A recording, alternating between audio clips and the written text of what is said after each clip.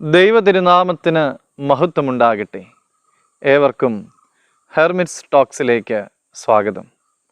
ഇത് ഹെർമിറ്റ്സ് ടോക്സിൻ്റെ 799 ദിവസം.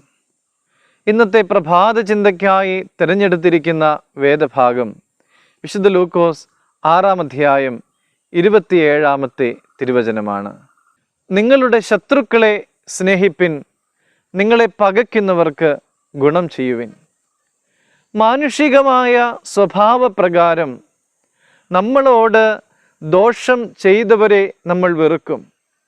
അവരോട് പ്രതികാരം ചെയ്യണമെന്നുള്ള ഒരു ചിന്ത എല്ലായ്പ്പോഴും നമ്മുടെ ഉള്ളിൽ ഉണ്ടായിക്കൊണ്ടിരിക്കുകയും ചെയ്യും.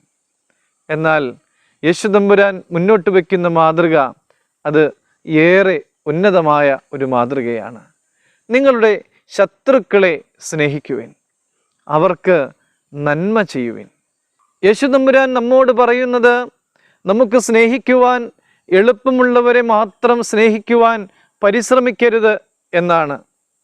വിശുദ്ധ മത്തായി 5-ാം അധ്യായം 46-ാമത്തെ തിരുവചനം, നിങ്ങളെ സ്നേഹിക്കുന്നവരെ മാത്രം നിങ്ങൾ സ്നേഹിക്കുന്നു എങ്കിൽ എന്ത് ഉപകാരമാണ് ഉള്ളത് എന്ന്.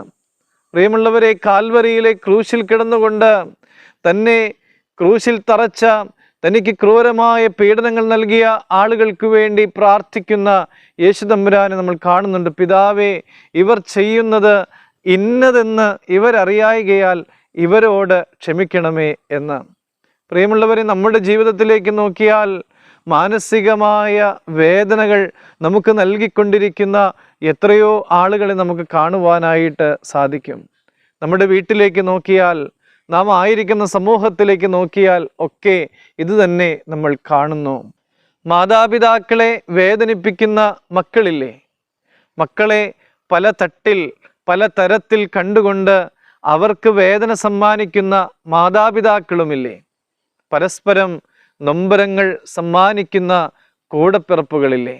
സഹോദരങ്ങളും കുടുംബങ്ങളും അയൽക്കാരും ഇങ്ങനെ അന്യോന്യം വേദനകൾ കൊടുക്കുന്നവരായി മാറുമ്പോൾ അവരോട് ക്ഷമിക്കുവാൻ, അവരെ സ്നേഹിക്കുവാനായിട്ട് നമുക്ക് സാധിക്കുന്നുണ്ട് എങ്കിൽ പ്രിയമുള്ളവരെ, അതാണ് യഥാർത്ഥമായ ക്രിസ്തീയ ജീവിതം എന്ന് പറയുന്നത്.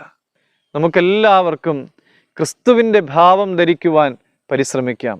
നമുക്കിങ്ങനെ പ്രാർത്ഥിക്കാം: സ്നേഹവാനായ ദൈവമേ, അങ്ങയിൽ ആശ്രയിച്ച് ജീവിക്കുമ്പോൾ ശത്രുക്കളെ സ്നേഹിക്കുവാനും അവർക്ക് നന്മ ചെയ്യുവാനും എനിക്ക് സാധിക്കുമെന്ന് തിരിച്ചറിയുന്നു. എനിക്കതിനുള്ള ഭാഗ്യം നൽകണമേ. ദൈവം എല്ലാവരെയും അനുഗ്രഹിക്കട്ടെ.